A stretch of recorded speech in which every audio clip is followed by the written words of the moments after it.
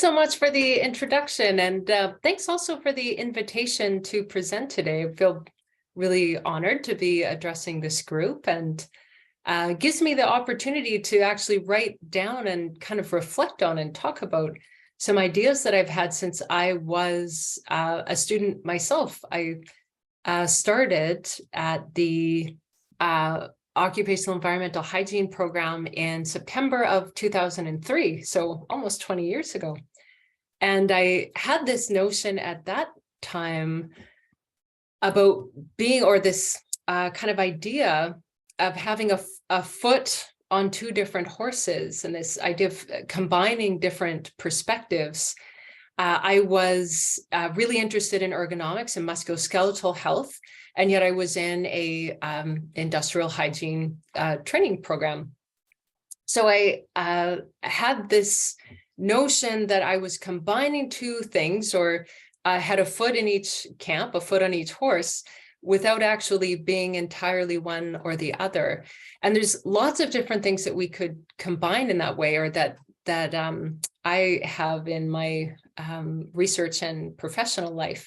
So hygiene and ergonomics, I mentioned, clinical science or health sciences and engineering perspectives, thinking about different epistemologies or different worldviews on how we shape knowledge and generate knowledge, and related to that, different research methods, different approaches to answering research questions, different cultural perspectives. And then Angela mentioned that I live in Sweden now, but I did grow up in Canada and was trained in Canada. So the idea of different jurisdictions or different regulatory environments informing the way that we approach occupational health practice. So I thought I might start this idea of combining different perspectives and having different ways of understanding problems or questions with one that I've been dealing with professionally for a while. What causes back pain, and trying to understand that so that we can know how to prevent it. You may be familiar with this, this story of a collection of researchers that go to see an elephant, and each one deeply investigates one part of the elephant, and they come up with different ideas about what the elephant is like based on their experience. And I think we can do this also with back pain, or this has been done with back pain when it comes to folks coming at this problem or this issue from different perspectives. So a kinesiologist might think that it's related to fitness. If you're an exercise scientist, you might want people to be stronger. You might think it's about repetitive stress, or if you're an industrial engineer, maybe workplace design is where the problem is. It's anatomical, it's genetic. Maybe it's biopsychosocial, and all of these are kind of informed by the training that people have and the frameworks that they learn as part of their training. And these frameworks are sometimes taught and sometimes accepted as dogma, as a universal truth that doesn't get questioned. But I think there's a lot of value in reflecting on these frameworks that form the foundation of our practice, and then critiquing it. So for thinking about whether it actually fits, whether maybe it needs to be updated. And as part of that, staying open-minded about the frameworks that we've learned, and the ones that we continue to build and add to. So this is leads to a big question that each person kind of needs to answer for themselves, but one that I think has kind of landed us in our professions or our careers in occupational health. Why do we do this work in occupational health and safety, or in occupational and environmental hygiene? Why are we here? And I think for a lot of us, there's probably some variation of the answer to make the world a better place, to make workplaces safer and healthier, to have a more sustainable workforce, more productive economy, to have workers and community members go home at the end of the day and safe and happy and healthy, and contributing to their families and their communities in ways that aren't just work, and being able to do so because they're healthy after a work day. So this brings me to the first Zoom poll question. The Agenda 2030 is a UN initiative, and I'm wondering, what is folks' familiarity here?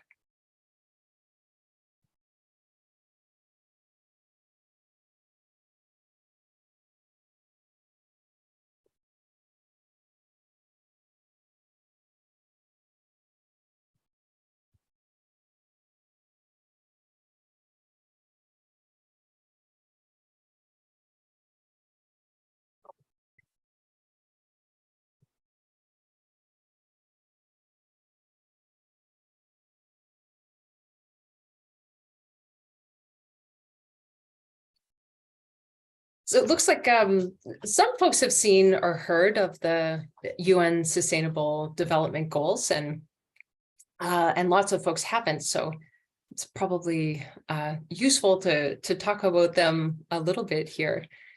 There are 17 Sustainable Development Goals.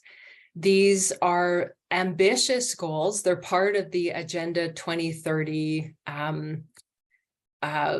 strategic plan to address some really big challenges facing humanity, and big global problems that need to be addressed.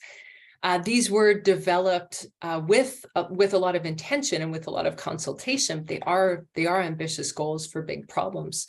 There are a few in particular that occupational safety and health professionals can contribute to directly, and good health and well-being. This is goal number 3 is one. So for reducing illness and injury, clearly that's one.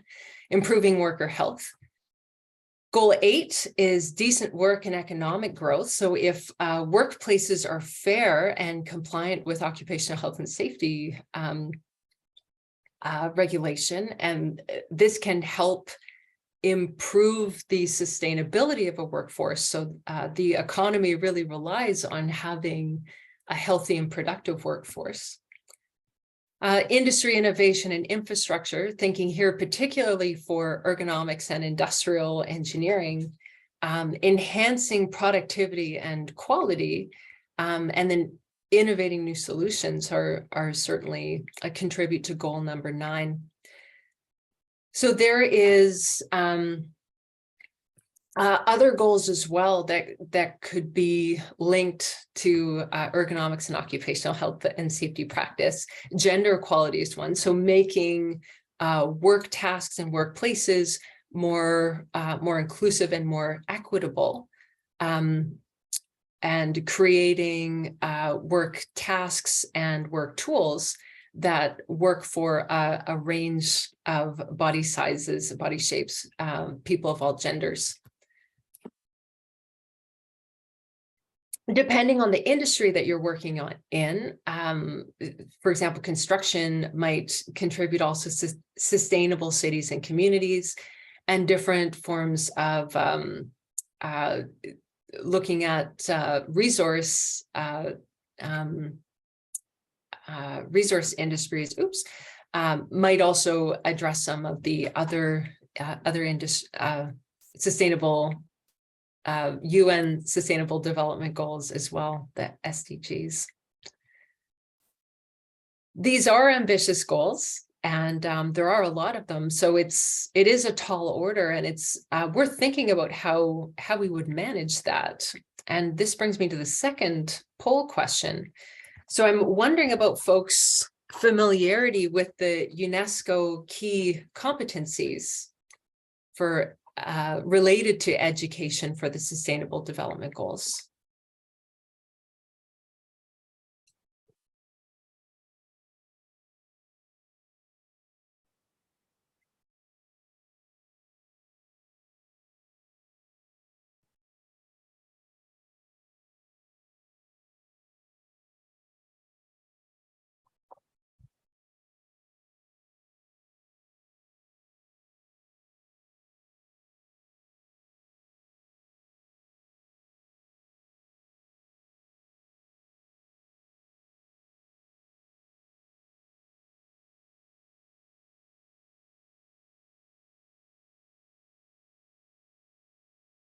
So makes sense that fewer folks have heard about the key competencies than have heard about the Sustainable Development Goals.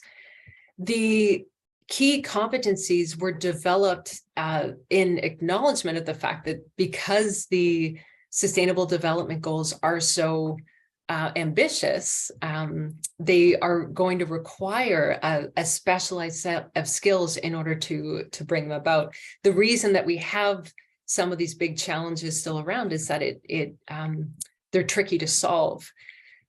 So the key competencies, there's 8 of them, and these are called cross-cutting sustainability competencies that are meant to be included in training and education so that future professionals are well equipped to address the challenges that exist. And so the key competencies include systems thinking, anticipatory competency, normative competency, strategic competency, collaborative skills, critical thinking, self-awareness, and integrated problem solving. And these are cross-cutting. They are useful and applicable for all 17 Sustainable Development Goals, and they're kind of interlinked and interconnected with one another. These competencies are. There's a few that I would want to lift up or to kind of prioritize for occupational health and safety practice. And the first one is the first competency, which is systems thinking. So being able to recognize and understand relationships, to analyze complex systems and think about how these systems are embedded within different domains and different scales, and being able to deal with uncertainty. Collaboration is a big one, being able to learn from others, practicing empathy and also empathetic leadership, being able to deal with conflicts, and then also facilitating participatory problem solving. Critical thinking is a big one. And so this is questioning norms, practices, and opinions, reflecting on one's own values, and then being able to take a position in the sustainability discourse. So knowing where you stand when it comes to sustainability and what that means and how it plays out, how we operationalize it. The last one that I want to highlight is self-awareness. So this is reflecting on one's own role within their local community, but also in society, looking at your role in the world as a person in the world, being able to continually evaluate and reflect on your own actions, and this notion of emotional intelligence. So being able to deal with one's own feelings and desires. And in the very first seminar of this term, I saw Chris McLeod give a presentation on some analysis of the UBC Master's Program. And maybe I'll back up a moment and say that here, systems thinking was definitely something that I felt was part of my training. And some of the other ones, not so much. And interesting to see that reflected in the experience of some other graduates and alumni as well. So that there's some of the analytical type competencies are there, and then some of the management, leadership, communication ones less so. So I was really kind of impressed, and I admire the approach to do this kind of analysis on the master's program, and was also really happy to hear that there's a new course coming in leadership and bringing in some of these other key competencies. So I think that's great. Happy to hear also that Sean Tucker will be the instructor for that course, since he is a former colleague from Saskatchewan.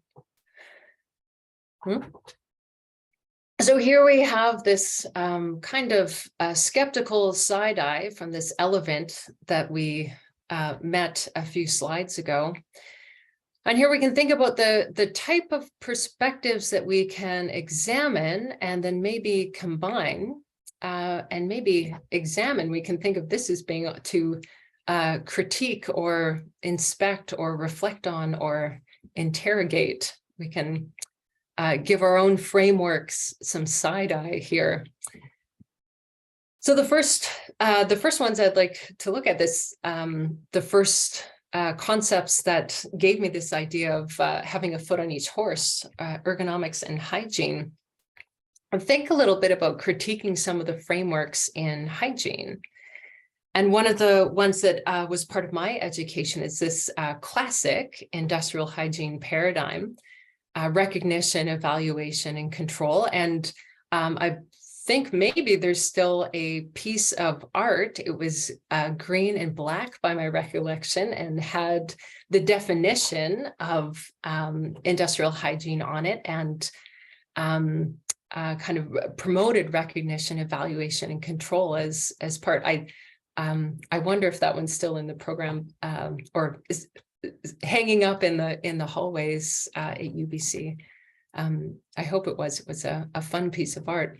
But this three-phase paradigm ends with developing a control.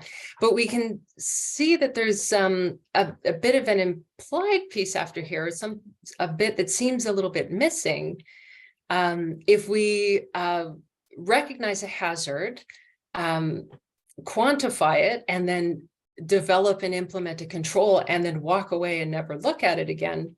I mean, sometimes controls work out, and sometimes they don't. They don't always work out the way that we hope. So we kind of need some follow-up. If we think about a PDCA cycle, if we only do plan and do, and then don't cut off this check and act piece, we can end up with unintended consequences that are not what we hope for. So there is an updated industrial hygiene paradigm, and I'm sure that this is also included in the program, and starting with a prevention mindset. So bringing this notion of anticipation before work is, concurrent with work planning. And then ending up with this follow-up stage of, after a control is implemented, confirming that it actually works as designed or works as hoped. This is similar, this idea of bringing in a follow-up stage, very similar to systematic work environment management, or in Swedish, systematiskt arbetsmiljöarbete, which is a four-step paradigm that is coded into the Swedish legislation, starting with examining working conditions, quantifying exposures and risk during risk assessment,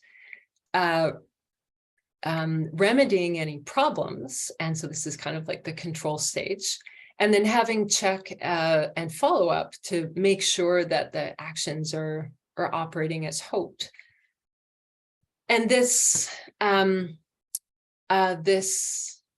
systematic work environment management process is spelled out in the Swedish Work Environment Authority's provisions. And the Swedish regulation is, or the Swedish provisions are linked directly to and under the umbrella of EU Directive 89391 EEC, which is the Occupational Safety and Health Framework Directive, which has the same systematic stepwise approach. And these are also very, very similar to, have overlap with ISO 45001, which is also about work environment management and thinking about systematic management, particularly from a business and leadership perspective. So that's hygiene. I think there's opportunities to critique some of the frameworks in ergonomics as well. So this is the definition for ergonomics that's given by the International Ergonomics Association. The thing that I like best about this definition is that it has twin goals here at the end. So through this process of ergonomics practice, we are optimizing human well-being and overall system performance. And even more than this text definition, I like this kind of visual definition of overall system performance being supported by the twin goals of human well-being and productivity. And I think about this as being kind of the happy marriage of well-being and productivity, and the when well-being and productivity both get attention, and when they are twin goals, that is when the overall system can be effective and successful. So think about some of the musculoskeletal risk factors, sometimes called ergonomic risk factors, that are often listed. There's slightly different combinations of this list, perhaps in a different order, perhaps slightly different vocabulary. This particular list comes from the Occupational Health and Safety Regulation in Saskatchewan. But the overall approach for ergonomics for a long time has been to minimize exposure to all of these risk factors. Reduce them down to zero if we possibly can, and that will hopefully reduce the risk of musculoskeletal disorders. But we can see a bit of an issue if we get to reducing all musculoskeletal loading down to very low levels, though. And that is something that I want to address and critique a little bit. Before I get into the problems with reducing exposure, I want to acknowledge that there are a lot of work tasks, lots of jobs that really do need the risk factors reduced. So here we see meat cutting, tremendous risk factors here for upper limb disorders, carpal tunnel syndrome in particular. We could look at forestry and folks that are handling chainsaws, lots of hand-arm vibration here, lots of loading on the low back and upper limbs that is problematic. And we could think about folks working in warehouses and fulfillment centers, and some of the workloads, work pace, psychosocial risk factors that they're exposed to, in addition to musculoskeletal loading. And these are jobs and tasks that really need to be addressed and really need to have their risk factors, their exposures minimized or reduced. But minimizing risk factors may not make sense in every case. And if we think about some of the more sedentary jobs, if we look at knowledge workers, folks that are working with computers, and then we seek to reduce their exposures even further, it's starts to get to a point where the minimizing musculoskeletal loading has actually become a kind of a problem. And then if we're minimizing musculoskeletal loading so much, we're kind of on the road to the movie WALL-E, where people are floating around on floating chairs and kind of interacting with their computers in a near constant way, and not having a lot of engagement with their physical bodies.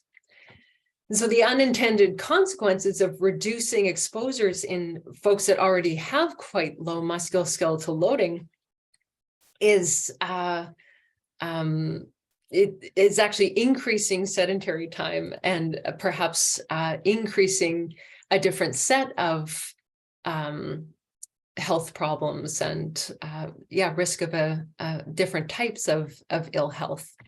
So some of the advice that has come up more recently, especially for knowledge workers and those with more sedentary jobs, is actually to design work to have more movement and to incorporate more variety of posture rather than chasing a single perfect good desk posture.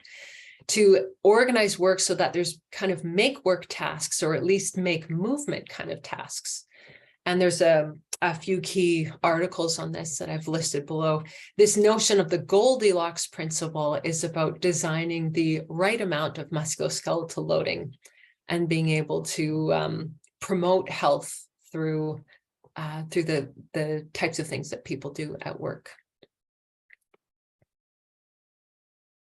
So I have another Zoom poll question where you get to decide for yourself what you think is the strongest critique of ergonomics dogma or ergonomics frameworks.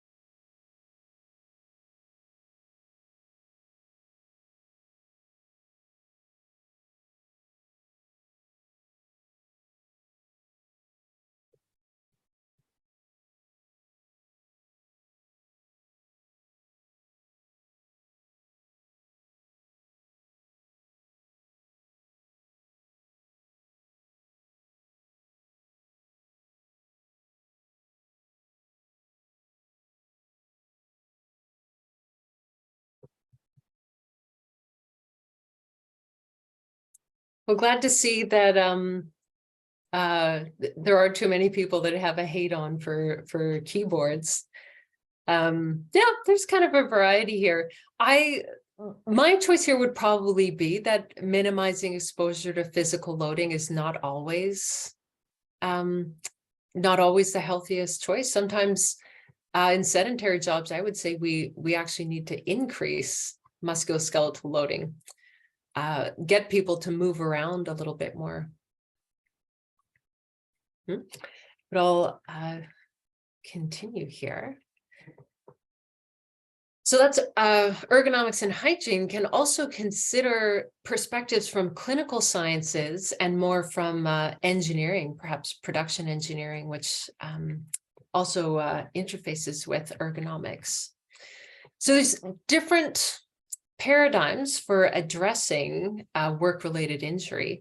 And if we think of on the ergonomics and industrial engineering side, this type of practice, professional practice, usually occurs in the work environment. Usually it's seeking to change the work or to change the work environment in order to reduce exposure. One of the frameworks that gets used there is the hierarchy of controls, and ideally, the changes that are made can apply to any worker or can fit any worker. On the clinical science part, so we can think perhaps physiotherapy or exercise science, this practice usually occurs in the clinic and often after injury has already happened. So the goal is to increase mobility or strength in individuals so that they can better tolerate workplace exposure. So instead of changing or reducing the workplace exposure, it's more about building a person to be stronger to just handle what the workplace is like. And rather than fitting every worker, this is usually personalized to a specific patient. So that both of these are useful and needed, but I think when it comes to primary prevention, there's a lot to be said for the ergonomics and industrial engineering approach. Having said that, I want to acknowledge the growing body of literature that strength training can reduce the risk of musculoskeletal pain in workers. And so this list here is 9 randomized control trials conducted over a decade that show pretty much the same thing, that workplace-based strength training programs reduce musculoskeletal disorders of the neck and shoulder and upper limb, and especially in folks with sedentary jobs. So those folks that are doing office type jobs or computer type jobs, these knowledge workers, if they engage in a workplace-based strength program, that will significantly and meaningfully reduce their risk of pain.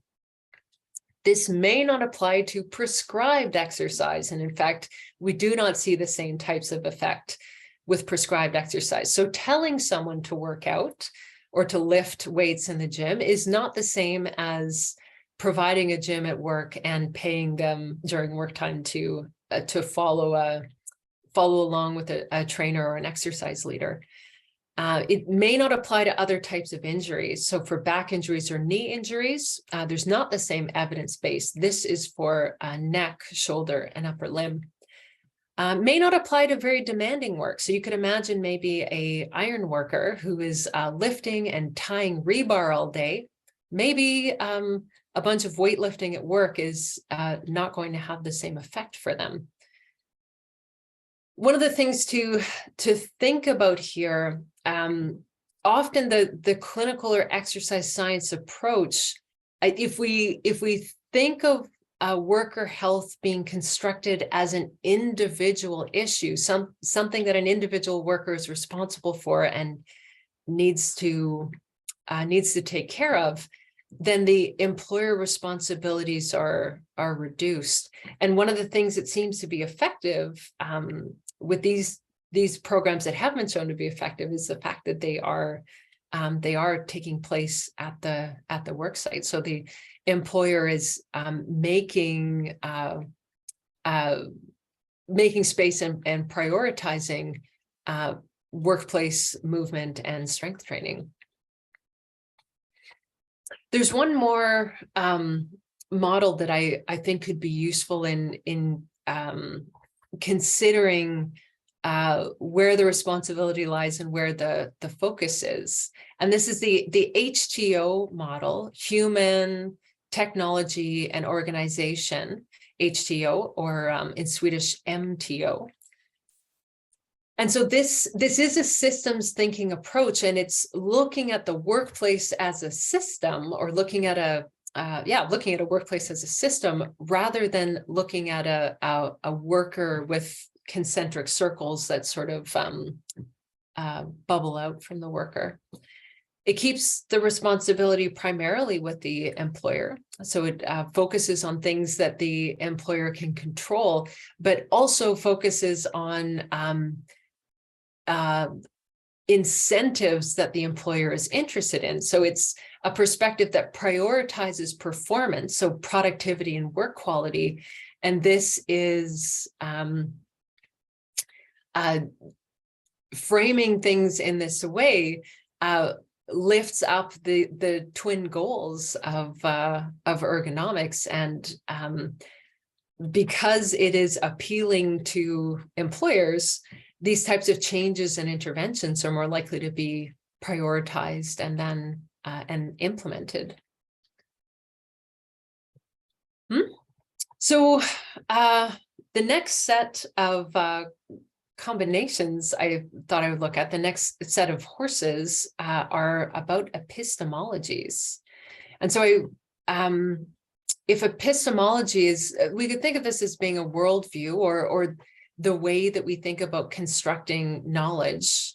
And if we have this sort of tree of science or tree of knowledge, and there's different branches coming off it, we could think of it having a positivist branch and an interpretivist branch as two examples of epistemologies, or ways of viewing science. They both come out of the same tree. They're both part of science, but they do have different approaches to how we create knowledge or how we create meaning. And so positivist viewpoint is sort of inspired by natural science and usually uses deductive reasoning, mostly associated with quantitative methods, and kind of the ideal structure here would be an experiment. And interpretivist branch, here knowledge is created and understood as part of different people's perceptions and interpretations, and that knowledge is kind of socially constructed. Mostly using inductive reasoning, or often using inductive reasoning, and associated more with qualitative methods. So the things that are important over here are context and creating meaning. I wonder how many people recognize something like this, perhaps from an elementary school or middle school classroom. And I think that my middle school classrooms definitely did have a poster, something like this. This set of steps was called the scientific method, and I think it still is. And I think that it's fair to say that the positivist branch of the science tree is getting a lot more water, or a lot more pruning, or a lot more attention, to go with that metaphor, than the other branches are. And I think, given that this hypothesis testing, this deductive and quantitative approach, is what gets called the scientific method, it's perhaps not surprising that we are kind of privileging this part as, or this approach as science, and everything else as not science, because everything else is not called the scientific method. But I think there's value in a lot of the other branches on this tree, and good for us to understand more of these types of knowledge generation. Perhaps you have heard folks say something like this: if there aren't numbers and statistics, then that's not science, and you can't take the average of an open-ended question. Those type of interview questions don't make sense. Qualitative research is just fluff. And so these kinds of statements come up in casual conversation inside and outside academia. People say them in grant review committees, and reviewers can say this in journal article reviews. And I think they demonstrate a lack of understanding about qualitative research and about epistemologies outside of this kind of rigid positivist approach. So if you hear people saying things like this, then feel free to bring some wisdom to those conversations. The truth is, we need different approaches for different kinds of questions. Children usually start out asking a lot of why type of questions, and sometimes our training may lead us away from that, or we get kind of confined in a positivist framework that only asks a specific type of hypothesis testing questions. And while those are valuable, they're not the only ones that are important, and we might need to practice or relearn the why questions or the how questions. Nice to think of the two branches on the tree, or multiple branches on the tree, not as rival camps, but as complementary. So these branches can kind of grow together and support one another, and make